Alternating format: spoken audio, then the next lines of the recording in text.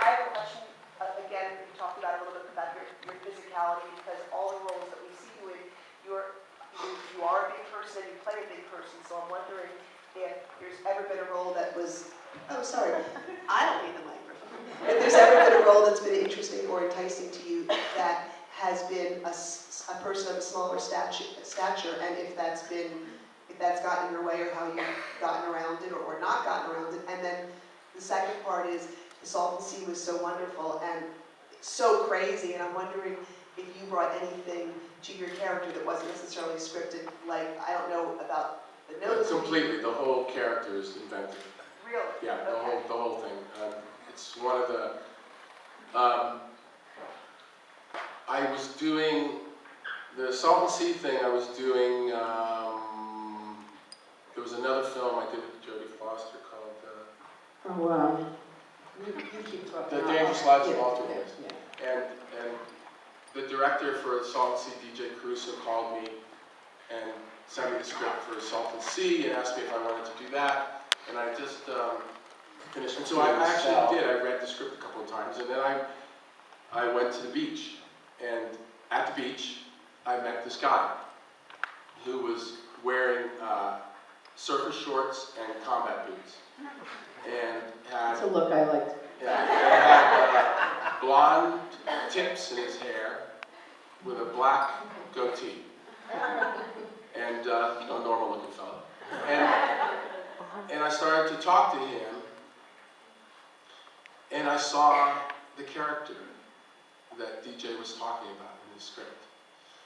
And so, I don't know if I should say this. So there was a character. We'll edit it out. There was one line in the story that another character said. It was a third-tier type character. He had, there was this one line: "Put your pee-pee in the hole." And I said to DJ, I told him how I wanted the character to look, and what I thought how he should talk, and I would do that, and if you let me say, "Put your pee-pee in the hole," I'll do the work. And he said, yeah, and that's my story with Salton Sea. And as far as the other thing, I don't know. I mean, you get cast for your abilities and for the way you look in this business, and sometimes it's because you look a certain way, or you have a certain quality about you that gets you cast in something, or people want to give you the chance to do it because of those reasons, or sometimes it's because of your ability. People know that you can handle a certain kind of part, and they hope that you do the best thing, the best you can for them. Well, you are tall for an actor. I'm very tall for an actor, and early on in my career, it cost me a lot. I'll quote Chris Walken, okay? He's also big. Yeah. He said, if he's seen I'm in with the girl, she looks like she's giving me a blowjob. So he said that has hurt him in a lot of ways. It does, it's true. I mean, you walk into rooms when you do events and stuff like that, and you have to meet you know that other actors are going to be there. If you're 6 foot tall or 6 foot, you know that you're going to go into a room with very small people. I always said that the last and you have to be careful that you don't hurt anybody. I always said the last piece I was ever going to write for magazines was going to be called 5, 6, and Under. Because when people say to me, "You met Mel Gibson, he's huge, right?" I'm like, okay, not telling you. It's funny, the first time when I did The Player years ago, I was coming out of the theater, and Paul Newman was holding the door open, and I saw him, like, I walked into him, and I was looking at Paul Newman, and he's looking at me, and I'm like, in my head, I'm like, is this Paul Newman? It's very odd when you're a young actor to start meeting people that were icons that you only saw on a huge screen. But you know that they're real because of their performances. You know they have to be intense people because what you're doing, you know what it takes. And so you know that they're also a person, and so you have to kind of adjust immediately. And I'm staring at him, and he's staring at me, and he reaches out and he puts his hand on on my shoulder. He says, you know, everything's okay. He goes, I just want to tell you, you did really, really great. And I'm proud that there are actors like that, like you out there. He said that to me. So I immediately went home and called my dad.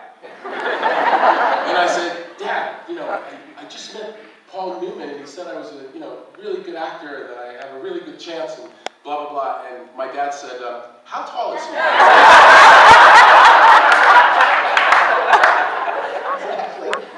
Move it to like a really silly question. Sure. Okay. This is from Men in Black. I had no idea about the braces. That's amazing. And there's a scene where you're going back to the van, and I guess I would call it a walk. I don't know what however you were moving your gait, but your leg actually seizes up at one point.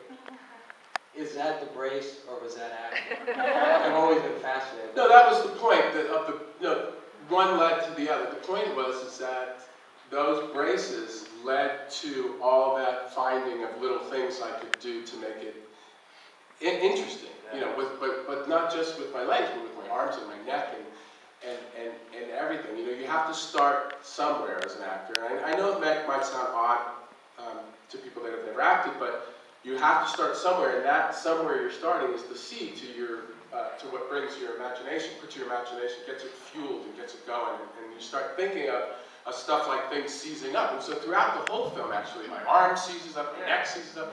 You know, there's my voice seizes everything, because there's this giant bug inside this little body. And I thought, how uncomfortable that must be.